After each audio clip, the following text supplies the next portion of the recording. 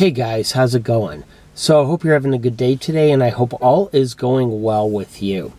So for today's video, we're going to talk about a double format change in Florence, South Carolina. Now, the stations we're going to be talking about are owned by Cumulus Broadcasting. So I'm going to give my commentary about that, and I'm going to talk about a couple of Cumulus stations in another radio market.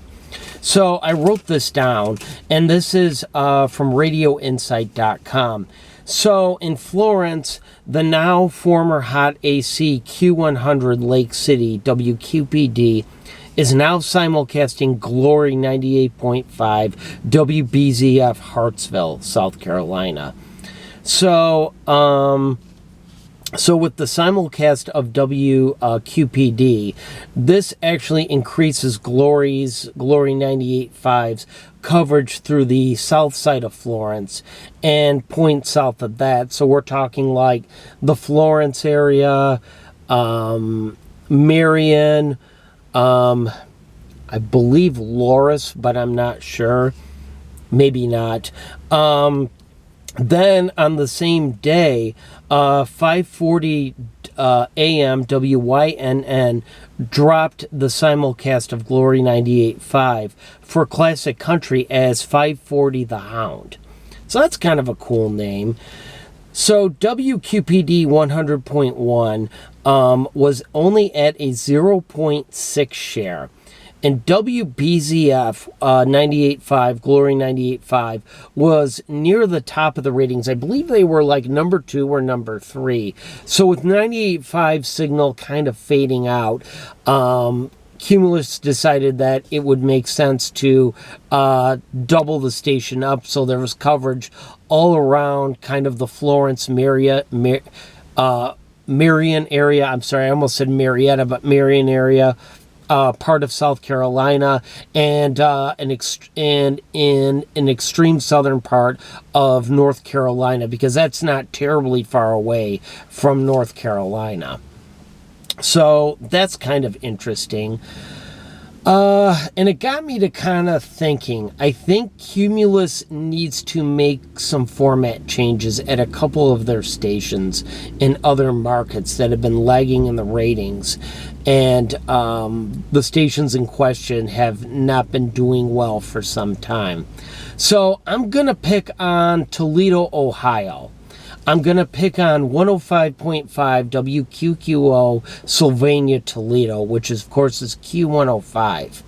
Q105's ratings have stunk for years. I believe in this last book they were like at a 1.8, and that's pretty typical for them. The thing with 105.5 is Cumulus just keeps tinkering with that station. They'll do like Hot AC, then they'll do CHR, and they'll kind of tinker between both of them. In recent history, they've had an all 90s format. And while I think in theory, actually, that's not a bad idea, it's really not a true throwback station, in my opinion, because half of the stuff they play is just rap. And I know rap was an important part of 90s music, like, like Coolio and stuff like that, and Snoop Dogg and everything, and Dr. Dre, but there was more to the 90s than just rap. Would have been nice to have maybe some tracks mixed in that were like modern AC tracks, but they don't seem to be doing that. But the ratings have been poor forever at that station, and for the life of me, I don't understand why they won't change that station to another format. And of course, that kind of goes along with the translator at 100.7, which is, if I'm getting this right, I believe it's W254AK Toledo, which broadcasts at, I think it's around 80 watts or so, which currently has sports as 100.7 The Ticket.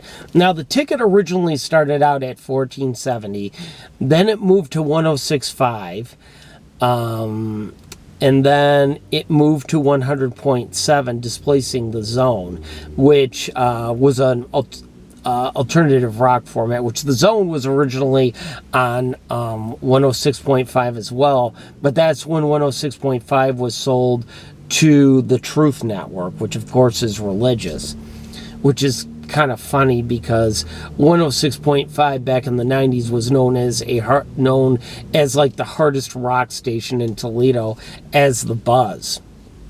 But anyway, WQQO HD2 100.7 only registered like a 0.4 share. And then you've got another station of theirs, which is 98.3 Nash Icon, and that's in Monroe, Michigan. The transmitter is close to the Toledo area, but the station solely focuses on Monroe. So it registered at a 0.9 in Toledo, so that might not matter so much. But what's always kind of scratched my head is that they moved the translator a number of years ago closer to the Toledo, Ohio area to reach the Toledo area, and then they decided just to refocus on Monroe. So I've never quite gotten that one.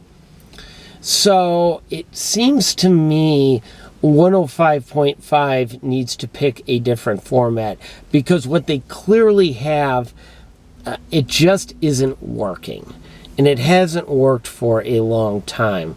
And sometimes I don't get why some of these companies will take something and then they'll dump it within 6 months, but then they'll take something and hold on to it for years, despite the fact that the station's not doing well, ratings-wise or revenue-wise. So I don't know, that's a real head scratcher right there. So guys, that's going to do it for me. I want to thank you so much for watching. Be sure to hit that subscribe button if you haven't done so already. And as always, guys, have a great rest of your day.